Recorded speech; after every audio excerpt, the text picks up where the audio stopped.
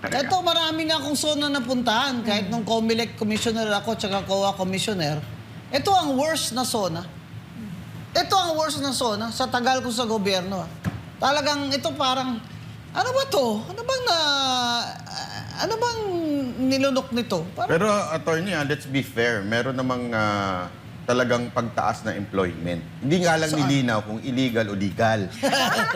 Kasi totoo naman, dumami ngayon ng drug pusher, dumami ngayon ng prostitute, dumami ngayon ng hold-upper. So, dumagdag naman. Employment naman yan, bayan. Hindi nga niya nilinaw kung illegal o legal. Pero dumami na nagkatrabaho ngayon. May nasigurado ako, trabahong runner, kung saan-saang trabaho. Pero Professor Attorney Gonzon Banat, before the President ended his speech, sinabi niya na, quote, "Let us remind our friends and our detractors, Filipinos are a noble, kind, gracious, and great race. Teka, who was he referring to? We are not greedy. We are not racist. We are not liars. We are respectful. We are dignified. We are Filipinos, and we do not yield." Nabongga? Sino ba kaaway natin? Prof, may kaaway ba ang Pilipinas? We do not yield. Di ba? Parang pinaparinggan mo yata ang China. Ha? Ano ba ang problema? Yeah. Ang ending niya, to show na we are a strong, brave people. Parang may kaaway siya. Palagay mo, sino pinaparinggan niya?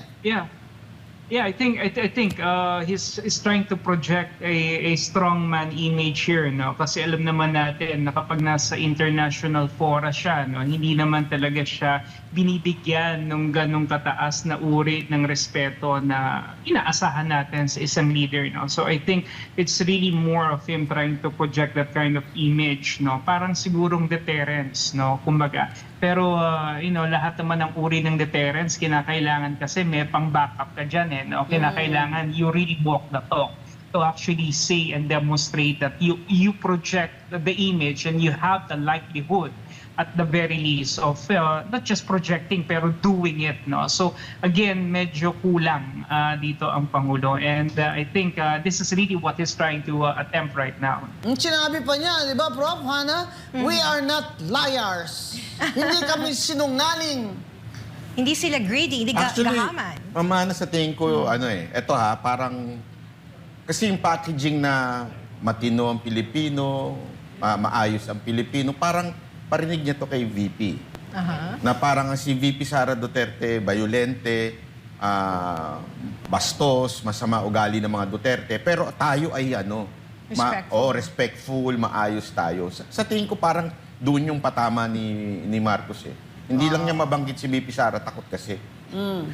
Alam mo naman si Marcos, medyo weak yan Parang pagbabanggitin yung pangalan ni VP Sara na Duterte, nanginginig yan Pero alam mo, magaling ang mga advisors niya sa persecution. Magaling. Biro mo, pinlano na ganito, na ipakukulong si Senator Marcoleta on the day the impeachment trial opened.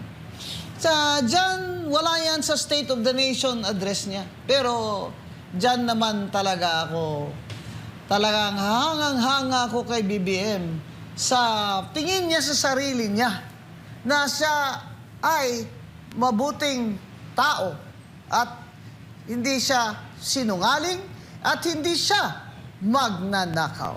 Itong zona na ito ang dapat magsilbing tagasukat. Susukatin natin siya na pag-end ng term niya ay ito ba, ang mga sinabi niya dito ba ay totoo?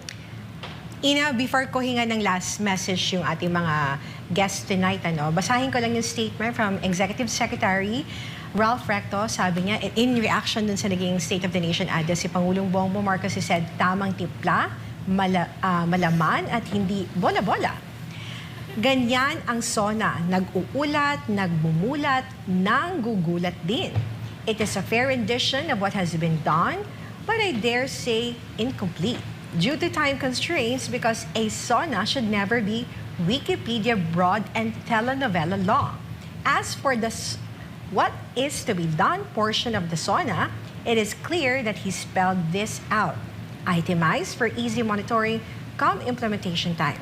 His call is for everyone to dial down divisive politicking and ramp up work that will bring peace and progress to the entire nation. Anong masasabi mo, Atty. Guanzon? Ay, nako. Ang inaasahan ko kasi hindi talaga sinabi. Inasahan ko talaga yung si Martin, okay. Yung inasahan ko isa, hindi niya sinabi yung economic and fiscal policies. Ano na gagawin mo ngayon? Magla-last 23 months ka na. Kaya dyan, tulog sa pansitan si BBM. Di ako sang-ayon sa report o comment ng Executive Secretary. Kasi sa mga sinabi ni BBM, mahirap paniwalaan. Mahirap paniwalaan dahil wala naman siyang specifics na binigay sa atin na institutional reforms. Puro ayuda. Tsaka yung palipad ng, palupad ng isip ba? Papalipad pa ng isip yung mga rocket ship na yan tsaka mga nuclear energy. Kaya sa akin ho, wala. Pasangawa na lang itong sonang ito. This is the worst sona I have ever heard in my life in government. Pero better luck next time, BBM. Professor Canilong? Yeah, actually, kanina nung nagtatalumpati siya, I was listening intently dun sa SONA together with my wife. No? And talagang every time, parang wala yata siyang binanggit doon na hindi kami nagkaroon ng reaction na talagang either matatawa ka or magugulat ka kasi hindi natin alam talaga kung ano yung pinaghuhugutan niya or saan nanggagaling yung mga datos na sinasabi niya. No? So para sa akin talaga, I agree, no? At talagang maaaring itong statements na to ng ating Executive Secretary, of course, is really meant to put praises dito sa ating Pangulo. Pero at the end of the day, talaga may kita natin that there's really this disconnect. No? I think this is a SONA that really failed to communicate to the people what the public really demands at this point in time. And I think ito yung pinapakita rin na yung ating Pangulo ay nasa ibang plane of consciousness, ano? And I don't know where he is at the moment, but definitely he is disconnected with the reality.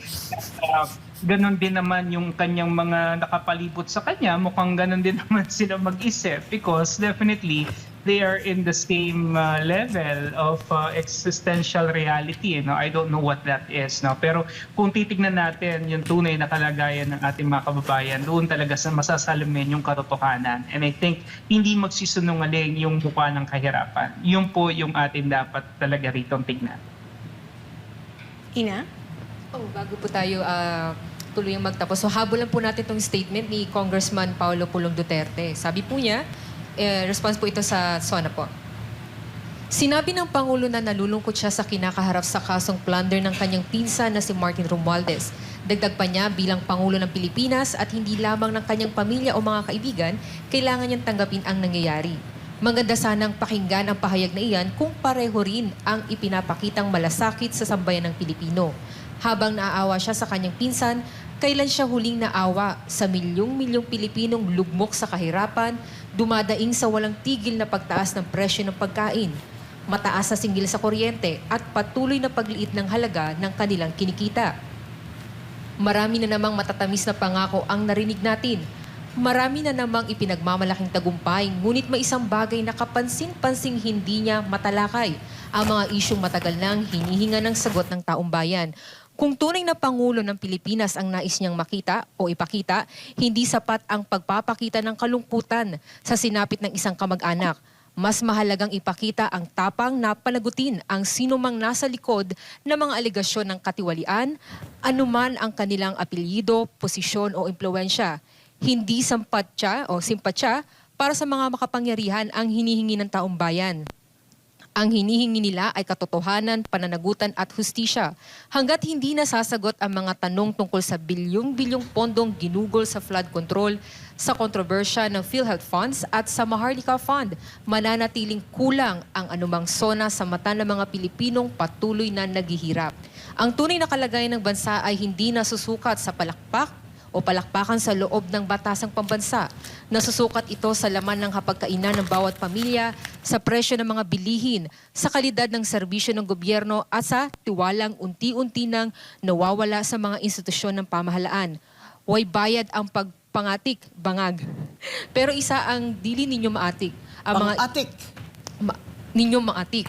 Ang mga issue sa flood control, ang PhilHealth funds o ang Maharlika Fund nga gibalutan sa mga aligasyon sa korupsyon. Atikata? Atikat. Yun po ang naging pahayag ni Congressman Pulong Duterte. Mas fair po ba ang comment ni Congressman? Ano pong tingin niyo? Marat ba? Take it away.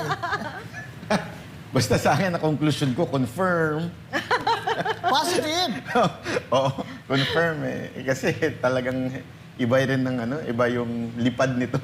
Yun lang masasabi ko, iba yung lipad niya. Wala sa hulog eh. Wala yung, una-una talagang masyadong politiko yung pagsasabi niya.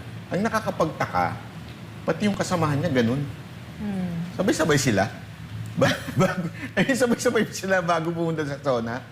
Kasi ganun din eh, di ba? Imaginein mo ngayong araw na to, may nag-breaking news din eh. Marami daw ang pumunta sa appliance center. Dahil? Nabasag yung mga TV nila. Kasi nung pinanunood, galit na galit. Parang, okay ka lang, hirap na kami. Yun yung pakiramdam ng mga Pilipino, hirap na kami. Ang mahal ng bilihin, lahat tapos sasabihin mo parang okay lang. Akala ko ba... Parang you're bringing us to the next rocket ship era. So marami tuloy nagalit din kay Senator Amy. Kasi parang sabi di ba ni Amy, cocaine at saka yung marijuana, hindi pala, ecstasy ata. Kasi nag-hallucinate eh. Di ba yung ganong klaseng binibigay ni BBM. Sana naman lang yung babaan niya. Hindi naman kailangan ng Ang SONA hindi kailangan perpekto. But real state of the nation. Yun ang kailangan. Tapos, magbibigay ka ng, eto gagawin namin, mga konkretong gagawin namin. Hindi yung racket na ang layo naman doon sa pangangailangan ng mga Pilipino. Hindi namin kailangan ng racket. Kailangan namin murang bilihin, magmura yung Meralco at iba pang mga power dyan. At saka pati yung gasolina. Yun ang kailangan namin. Hindi racket. Yan. Ang totoong SONA sana ay tumukoy sa kahirapan at gutom. Dahil yun talaga ang unang hinaing ng mga Pilipino.